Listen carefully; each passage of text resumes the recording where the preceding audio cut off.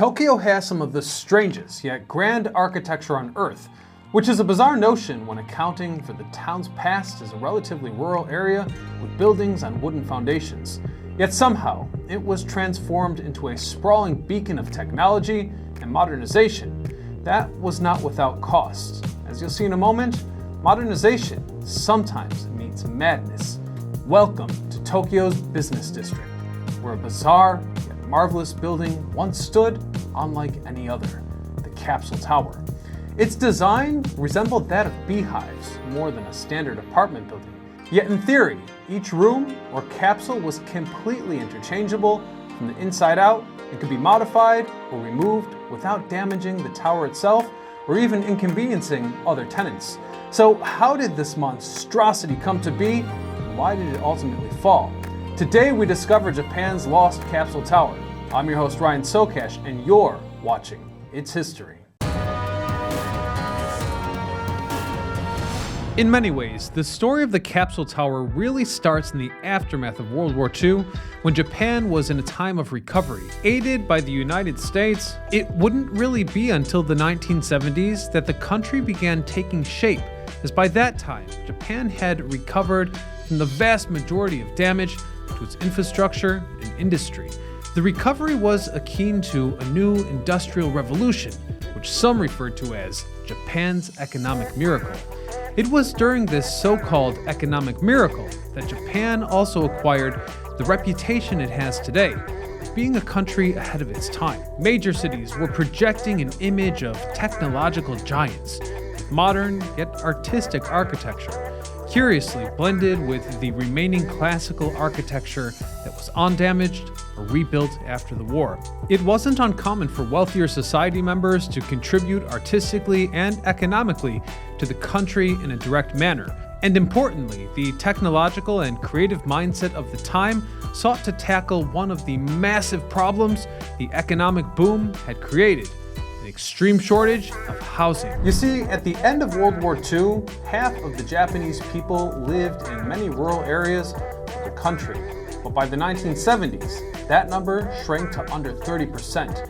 Inroads were made all over the country, expanding the more traditional countryside into urban or suburban districts, with the capital nonetheless remaining Tokyo. The city's population exploded, with growing job opportunities making affordable housing increasingly hard to find. The solution to this challenge required inventing an entirely new architectural theory: metabolism. Some felt metabolism architecture would be the answer to this crisis, a new philosophy focused on organic and mechanical integration, and at its core, the philosophy urged more natural urban planning. According to proponents back then, buildings should be able to expand upwards before expanding out. They should also incorporate residential and commercial usage. Some even believed that recreational areas could be shared. These designs could be as minor as a house with a room to grow, with walls hidden under the floor until needed, or an entire city built within a single massive tower. Which brings us to Japan's first real-life example of this architecture. The City Tower, as it was called, was imagined as a type of tree trunk that could grow upwards in branches as it grew to accommodate more and more people. While the movement was still young and unknown, its members were highly respected intellectuals, architects, and professors. So Japan had the theory, but how did this all work in practice? Let's have a look. As implausible as the idea of a city tower or moving city might be, even the theorists suspected that they might be impossible to implement. You see, no matter how much construction methods and resource availability evolved, physics will remain the same. Physics, after all, don't care about the philosophy behind the construction.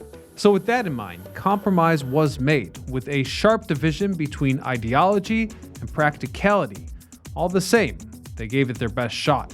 The first practical example of this architecture was in 1961, when a broadcasting group approached an esteemed architect to design a new headquarters for their business. The tower would later incorporate offices, technical areas, break rooms, and cafeterias without obstructing the surrounding city. It also needed to be built to allow further vertical expansion, all while accommodating 3 different corporations under one roof, with many shared spaces. The result was a unique design with elements of columns facing up from the roof to accommodate future floors, should they be added. The idea caught on, and other examples began popping up all over central Japan, bringing us to the most famous and iconic of them all, the Capsule Tower. Most of us have seen typical Japanese capsule towers as hotels, where rooms are simple boxes, only comfortable enough to sleep in and offer bare necessities. This tower was drastically different. You see, the complex consisted of a pair of towers with elevators and stairs in a central area, with all rooms affixed to the outside. The rooms themselves consisted of 140 large, detachable capsules, about 9 square meters inside each. From the onset, most agreed that this building resembled a stack of beehives or washing machines from afar. The name of the game was practicality and mass production. The 2 towers, one 11 floors and the other 13, all had adjoining rooms and were built within 2 years, with the grand opening in 1972. While they were tight, they did contain most of the features necessary for a modern apartment, but the apartments didn't include kitchens as they were intended for salarymen, which according to popular media is a white-collar worker who shows overriding loyalty and commitment to the corporation where he works, enduring long hours that are followed up by after-work leisure activities such as drinking, singing karaoke, and visiting hostess bars with colleagues. In other words, they don't need kitchens. Now, not all of the capsules were apartments. Many of the spaces also served as private offices for freelancers and contractors. In its later years, some of the rooms were used as crash pads for businessmen who frequently traveled to the area from other parts of Japan but lacked the energy to drag themselves home immediately after their various dealings. Surprisingly, the units had decent built-in entertainment features like TVs and stereos, with laundry service handled by in-house staff. The plan included the possibility of detachable pods that could be replaced, repaired, and modernized whenever needed. However, designers overlooked one serious flaw. As to implement any changes, all units above the one in question would also need to be removed or detached, meaning that once the towers were built, they basically remained in place. And as they aged, this flaw would be the one that led to the downfall of the entire concept.